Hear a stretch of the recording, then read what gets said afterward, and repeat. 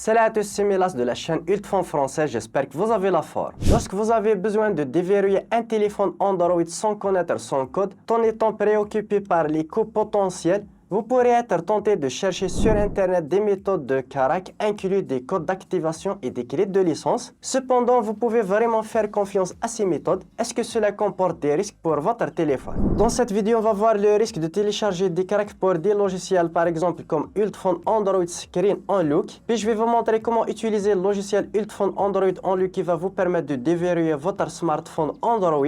Et je vais vous mettre un code de réduction qui va vous permettre d'avoir moins de 25% de réduction sur le logiciel. Mais avant cela, n'hésitez pas à liker la vidéo, la partager avec vos amis, de vous abonner à la chaîne si ce n'est pas le cas et activer la cloche pour être notifié de chaque nouvelle vidéo. Et sur ce, on passe directement à la suite de la vidéo. Première partie, est-ce que les cracks fonctionnent? Le crack n'est pas nécessairement efficace en raison de caractères parfois douteux des informations en ligne. Il se peut que vous avez passé des heures à chercher un code d'activation gratuit pour 4 UK par exemple via Ultfon.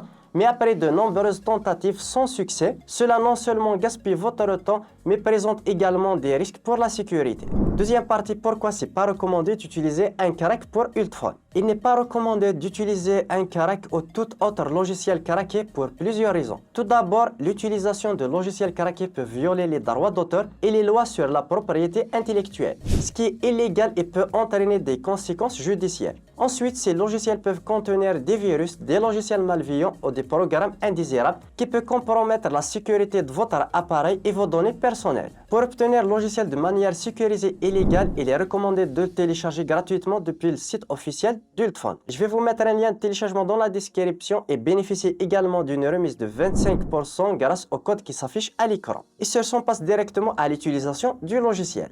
Voici l'interface du logiciel Ultfon Android Unlock. Vous avez deux options de verrouillage, supprimer l'écran de verrouillage et supprimer le compte FRP. Pour notre cas, on va choisir l'option supprimer l'écran de verrouillage, que ce soit le code PIN, schéma, etc. On va connecter notre smartphone et on va cliquer dessus. Là, on va sélectionner la première option, puis tout simplement, on va cliquer juste ici en bas sur commencer. On clique dessus, on va cliquer sur oui, on attend un petit peu. Ça prend juste quelques secondes, même pas une minute. Et là, on va mettre directement les instructions. On va mettre notre smartphone en mode DFU, bien recovery. Puis on va sélectionner les étapes suivantes. Wipe Data Factory Reset. On va cliquer avec le bouton latéral, puis sur rétablir la configuration d'usine. Puis la deuxième instruction, on va descendre sur Wipe Cache Partition. On clique dessus avec le bouton latéral, puis sur Yes.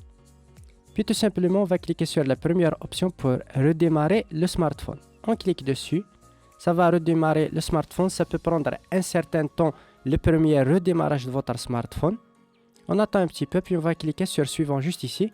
Et là, la suppression a été faite. Là, on va configurer assez rapidement le smartphone. Je vais accélérer un petit peu la vidéo, comme tu peux le voir. Et dans cette étape, on va connecter avec notre Wi-Fi. Et là, sur cette page de configuration Google, on va cliquer tout simplement sur Ignorer. On va cliquer sur Ignorer.